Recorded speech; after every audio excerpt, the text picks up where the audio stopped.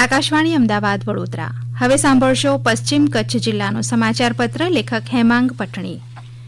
શિયાળાના વિધિવત આગમન સાથે કચ્છ જિલ્લામાં લઘુત્તમ પારો ગગડીને 8 ડિગ્રી સુધી પહોંચી ગયો છે, તો આ માસમાં માવઠાના મારે પણ કચ્છને ખેતીવાડીમાં મોટું નુકસાન પહોંચાડ્યું છે. આ બધા વચ્ચે આખો મહિનો કચ્છ જિલ્લામાં વિવિધ આયોજનથી ગાજતો રહ્યો છે.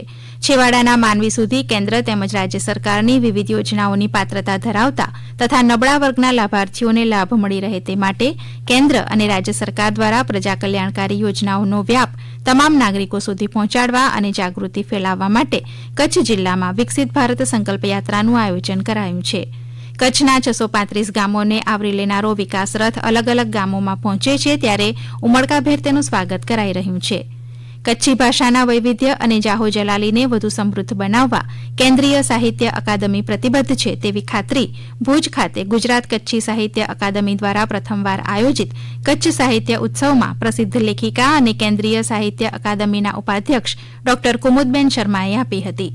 ભુજના સ્મૃતિવન ખાતે આયોજિત કાર્યક્રમના અધ્યક્ષ સ્થાનેથી ગુજરાત સાહિત્ય અકાદમીના પ્રમુખ ભાગ્યેશ સહાયે માતૃભાષા માટે ગૌરવ લઈ તેના માટે આગવી ઓળખ ઊભી કરવા માટે કચ્છના સાહિત્યકારોને કચ્છી ભાષામાં મહત્તમ લખાણ કરવાનું ઇજન આપ્યું હતું.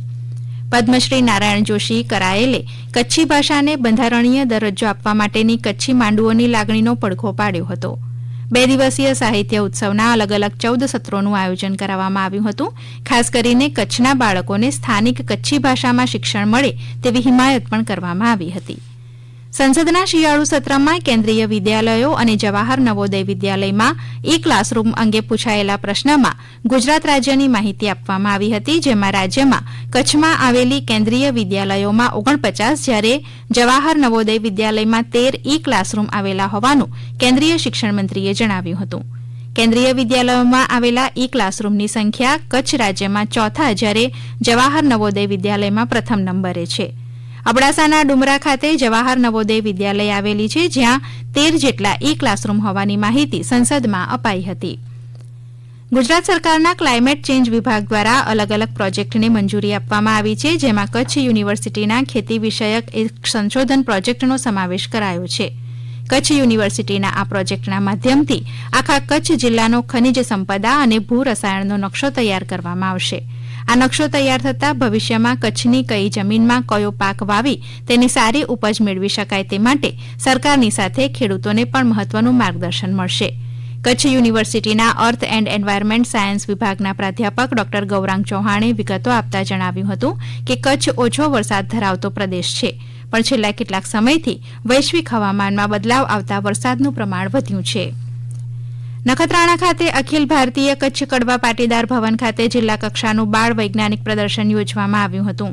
વિવિધ 40 શાળાઓ તેમજ 4000 કરતાં વધારે છાત્રોએ આ પ્રદર્શન નિહાળ્યું હતું.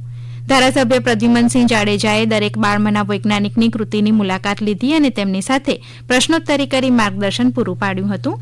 જિલ્લા પ્રાથમિક શિક્ષણાધિકારી સંજય પરમારે મુલાકાત લઈ છાત્રો અને તેમના માર્ગદર્શક શિક્ષકોને શુભેચ્છાઓ પાઠવી હતી.